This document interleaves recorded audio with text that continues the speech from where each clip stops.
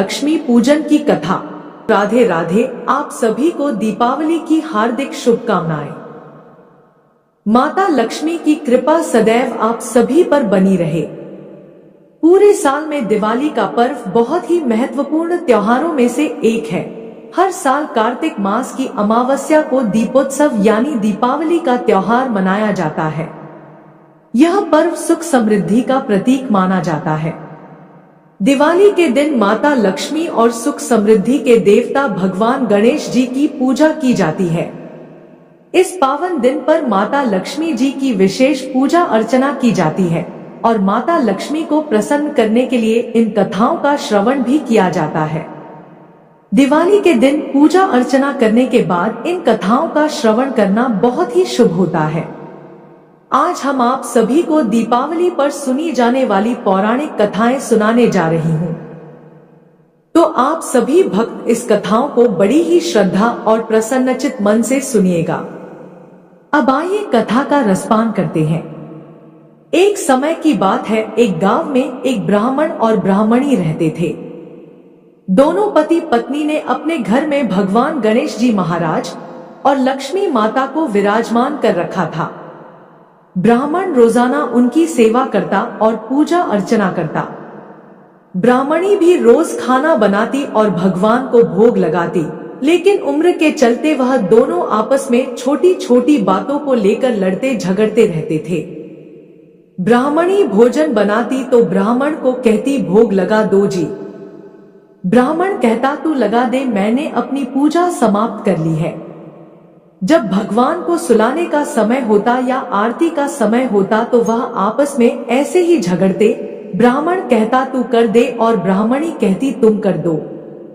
ऐसे ही छोटी मोटी नोक झोंक के साथ उन दोनों का गुजारा हो रहा था। ऐसे ही एक दिन कार्तिक का महीना आया और दीपावली के दिन ब्राह्मणी ने भोजन बनाया। ब्राह्मणी कहती भोग लगा दो, ब्राह्मण कहता तुम लगा दो। इस बात को लेकर फिर उन दोनों में नोक झोंक शुरू हो गई। वह दीपावली के दिन भी ऐसे ही लड़ने झगड़ने लगे। तब उनके घर विराजमान विघ्नहर्ता गणेश जी महाराज ने लक्ष्मी माता से कहा, है माता, यह दोनों तो आपस में बहुत झगड़ते हैं, चलिए यहाँ से चलते हैं और कहीं किसी दूसरे के घर आसन ग्रहण करते हैं। ऐसा कहकर भगवान श्री गणेश जी महाराज और माता लक्ष्मी वहां से चल दिए। कुछ ही दूर पर एक घर दिखाई देता है और वह घर के अंदर चले जाते हैं। अंदर जाकर देखते हैं तो वहां देवरानी और जेठानी आपस में लड़ रही होती हैं। घर का आंगन गंदा पड़ा हुआ है, झूठे बर्तन इधर उधर पड़े हुए हैं। हर जगह गंदगी और मक्खियां भिनभिना रही हैं। खान पान की कहीं भी व्यवस्था नहीं है। तब माता लक्ष्मी ने कहा, इधर तो हम बिल्कुल नहीं रुक सकते हैं। ऐसा कहकर गणेश जी महाराज और माता लक्ष्मी जी दूसरे घर की ओर चल देते हैं। जब दूसरे घर पहुंचते हैं तो देखते हैं कि वहां बहू अपनी सास से लड़ रही है। चौका बर्तन सब पड़ा हुआ है, भोजन पानी की यहाँ भी कोई व्यवस्था नहीं है। जब वह तीसरे घर पहुंची तो वहां ननद अपनी भाभी से लड़ रही थी। चौथे घर गए तो वहां भाई भाई से लड़ रहा था। ऐसे ही वह जिस भी घर में जाते वहां कोई लड़ता झगड़ता मिलता और साफ सफाई भोजन पानी की कहीं भी कोई व्यवस्था नहीं मिली। तब लक्ष्मी माता गणेश जी महाराज से कहती है, पुत्र, यहाँ कहीं भी भोजन पानी की व्यवस्था नहीं है और घूमते घूमते भी बहुत समय बीत गया है। चलो अब हम वापस ब्राह्मणी के घर ही चलते हैं। ऐसा कहकर गणेश जी महाराज लक्ष्मी माता जी के साथ ब्राह्मणी के घर की ओर चल देते हैं। घर के द्वार पर पहुंचते हैं तो अंदर से स्वादिष्ट पकवानों की महक आती है। गणेश जी महाराज दरवाजा खटखटाने लगते हैं तो ब्राह्मणी कहती है, कौन है? गणेश जी महाराज ने कहा, ब्राह्मणी दरवाजा खोल, हम हैं। ब्राह्मणी ने अंदर से कहा, जाओ, मैं नहीं खोलती दरवाजा, पहले तो तुम चले गए, अब क्यों आए हो? ब्राह्मणी की ऐसी बात सुनकर गणेश जी बोले, ब्राह्मणी दरवाजा खोल, अब हम कहीं नहीं जाएंगे। तब ब्राह्मणी कहने लगी कि मैं नहीं मानती कि आप वापस नहीं जाओगे, पहले मुझे वचन दीजिए तभी मैं द्वार खोलूंगी। लक्ष्मी माता ने कहा, बोलो ब्राह्मणी क्या मांगती हो। ब्राह्मणी कहने लगी, अन्न दो, धन दो, लक्ष्मी दो, दूध कढ़ावा दो, पूत पालन दो, सोने का हार दो, कुल आई बहू दो, घोड़ा दो, हाथी दो, लाभ लश्कर दो, 12 बरस की मेरी काया हो जाए और 12 बरस की ब्राह्मण की काया हो जाए, ऐसा वचन दो। लक्ष्मी माता बोली, जा ब्राह्मणी, हमने तुझे दिया जो कुछ भी तूने मांगा है वह अवश्य ही पूरा होगा। तब ब्राह्मणी द्वार खोली। माता लक्ष्मी और गणेश जी महाराज ने ब्राह्मणी को कहा, ब्राह्मणी, आज तो तूने हमें ठग लिया, लेकिन याद रखना, आज के दिन अर्थात दीपावली की रात को अपने आंगन में चौका पूर कर चौमुखी दिया पूरी रात जलाना।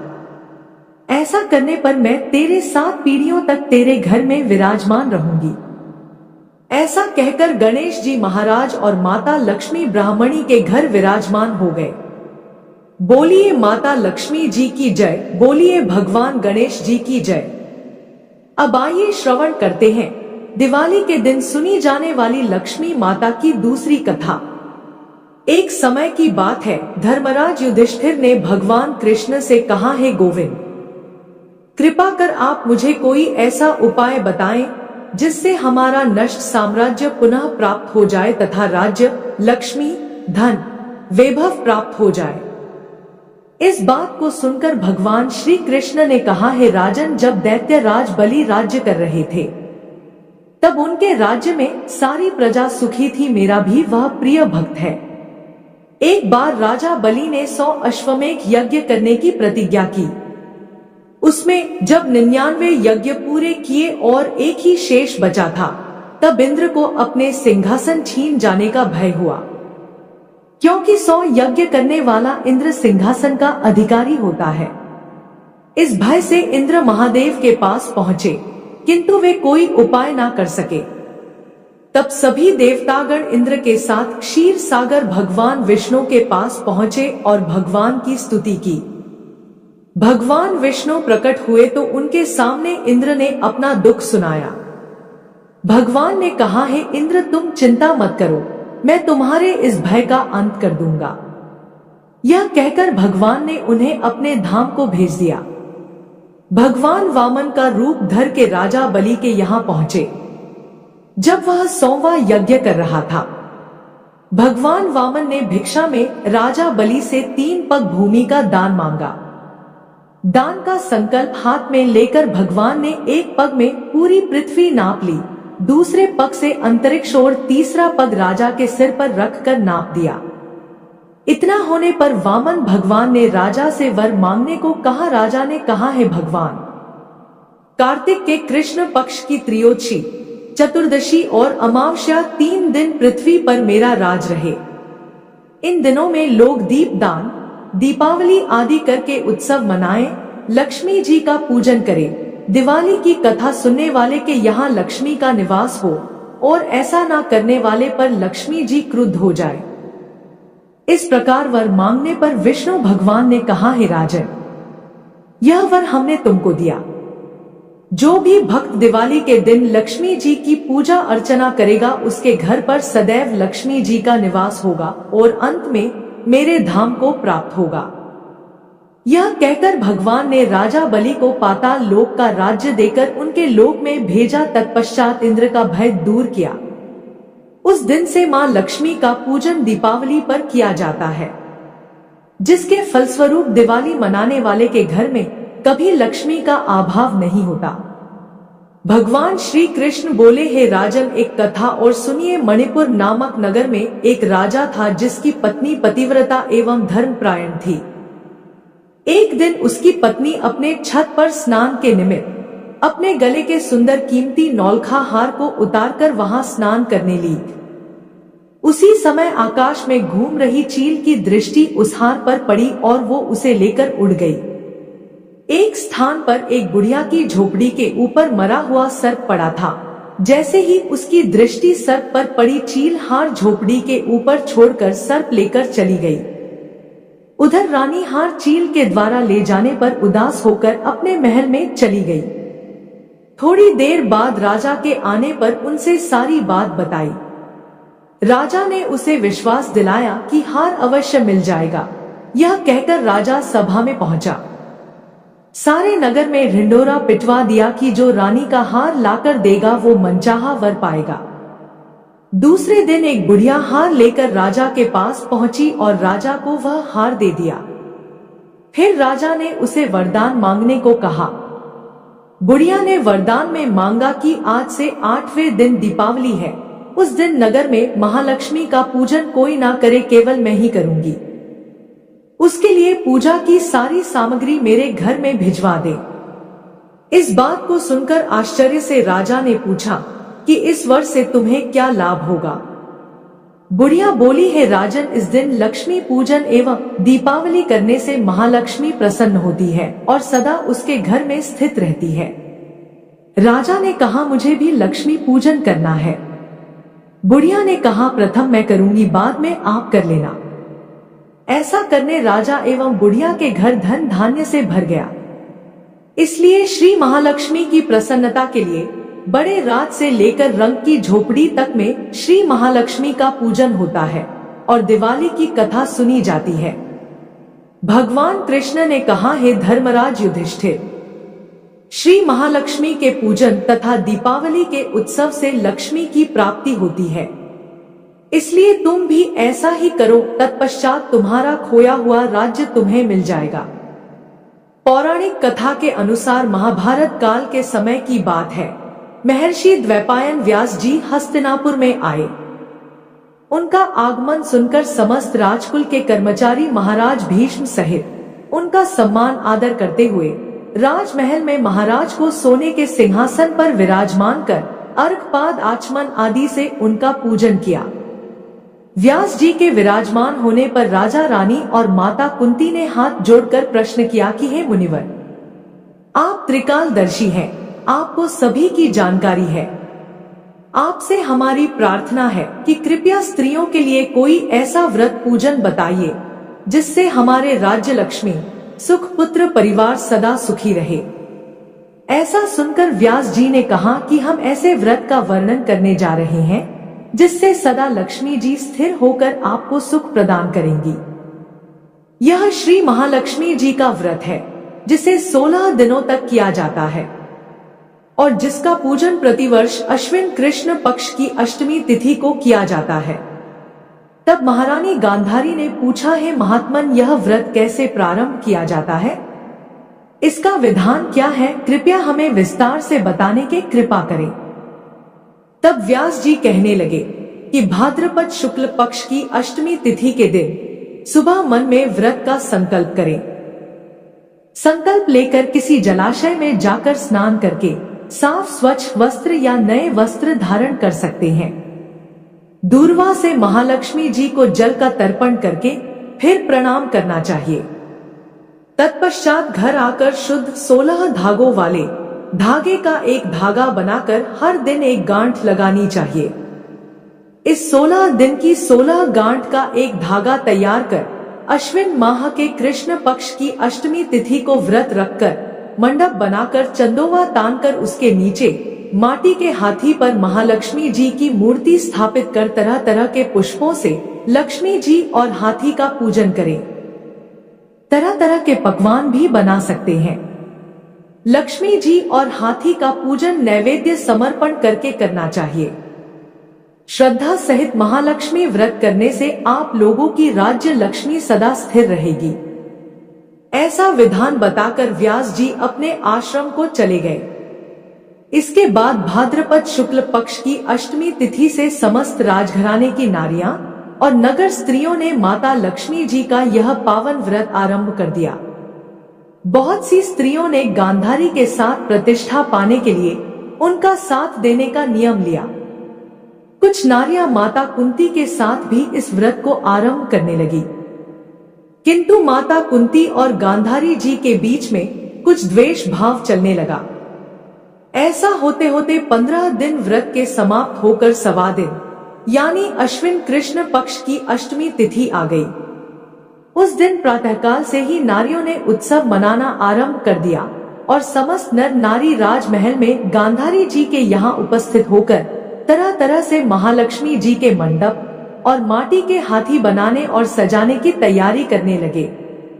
गांधारी जी ने नगर की सभी स्त्रियों को बुलाने के लिए सेवक भेजा, परंतु माता कुंती को बुलावा नहीं भेजा, ना ही कोई सूचना भेजी गई। उत्सव में बाजे गाजे की धुन बजने लगी, जिससे सारे हस्तिनापुर में खुशी की लहर दौड़ गई। माता कुंती ने इसे अपना अपमान समझा और बहुत दुखी होकर बैठ गई और व्रत की कोई तैयारी नहीं की। इतने में ही महाराज युधिष्ठिर, अर्जुन, भीमसेन, नकुल, सहदेव सहित पांचों पांडव वहां उपस्थित हो गए और अपनी माता को दुखी और गंभीर देखकर अर्जुन ने उनसे प्रार्थना की कि माते, आप इतनी दुखी क्यों हो? क्या हम आपके दुख का कारण समझ सकते हैं और दुख दूर करने में भी सहायक हो सकते हैं? आप बताइए। तब माता कुंती ने कहा कि बेटा, कुल में रिश्तेदारों द्वारा किए गए अपमान से बढ़कर कोई दूसरा दुख नहीं है। आज नगर में महालक्ष्मी व्रत उत्सव में रानी गांधारी ने सारे नगर की औरतों को सम्मान से बुलाकर ईर्ष्या पूर्वक मेरा अपमान करके उत्सव में मुझे नहीं बुलाया है। तब अर्जुन ने कहा, माता, क्या वह पूजा का विधान सिर्फ दुर्योधन के महल में ही हो सकता है? आप अपने घर में नहीं कर सकती? तब माता कुंती ने कहा, बेटा, कर सकती हूँ, पर साज सामान इतनी जल्दी तैयार नहीं हो पाएगा, क्योंकि गांधारी के 100 पुत्रों ने माटी का विशाल हाथी तैयार किया है और पूजा करके सजाया है। ऐसा विधान तुमसे नहीं बन सकेगा।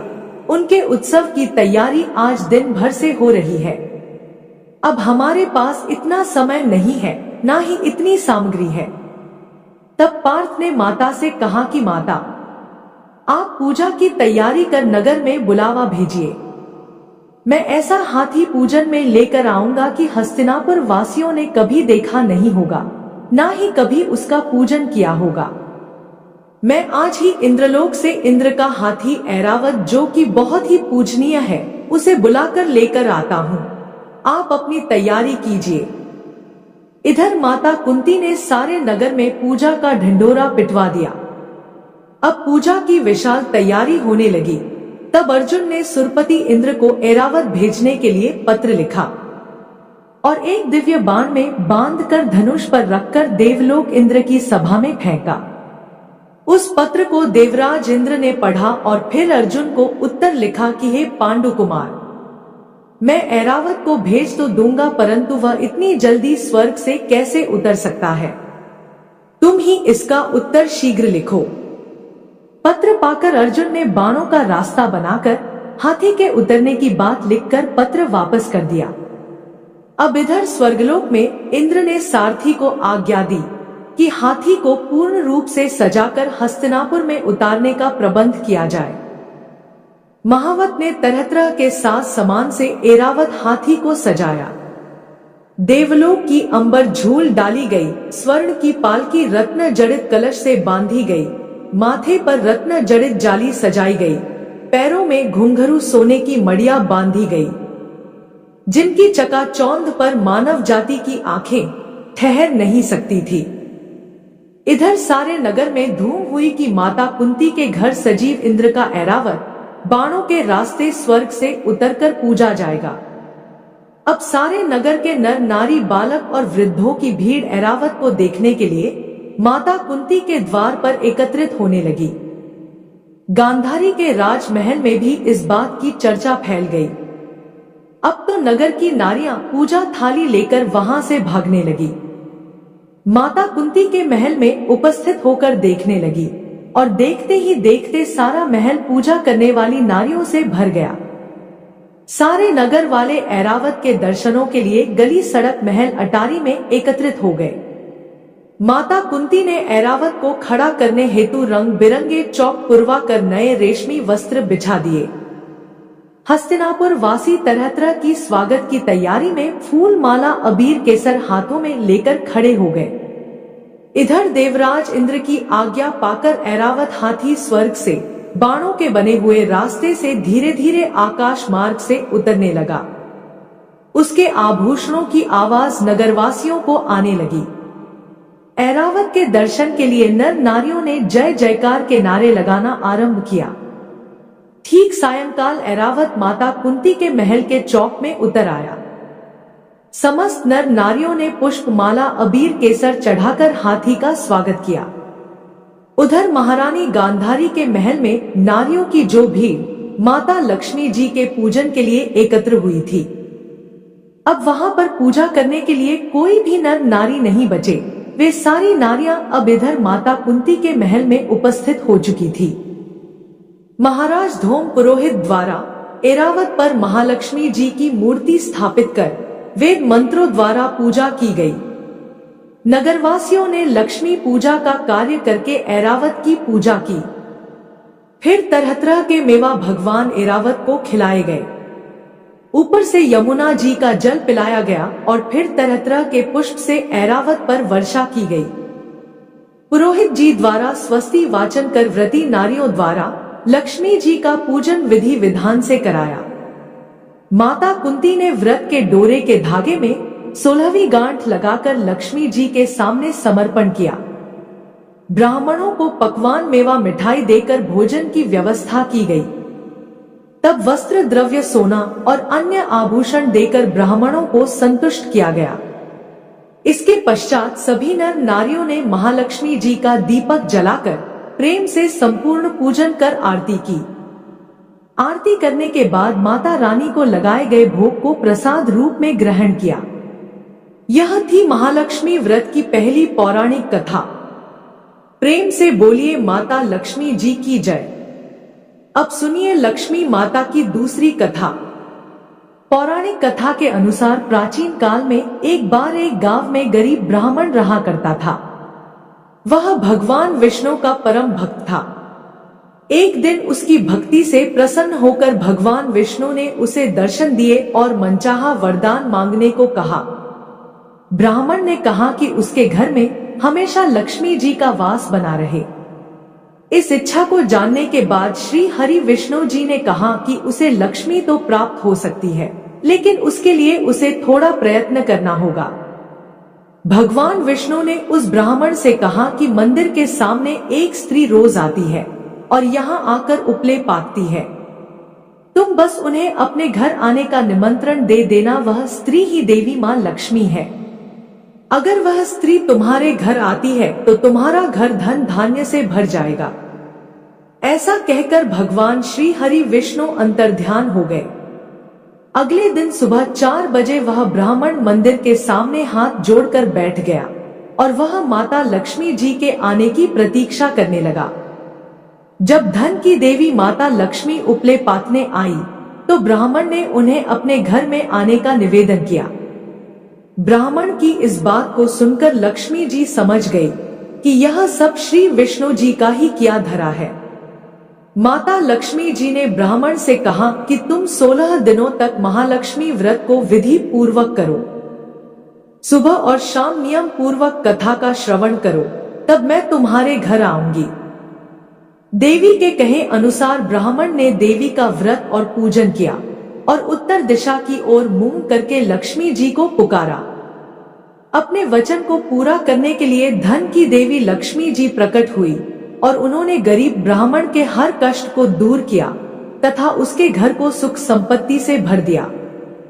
हे मां लक्ष्मी, जैसे आपने उस ब्राह्मण पर कृपा की, वैसे ही इस कथा को कहने सुनने और हुंकारा भरने वाले सभी भक्तों पर करना। जय लक्ष्मी माता।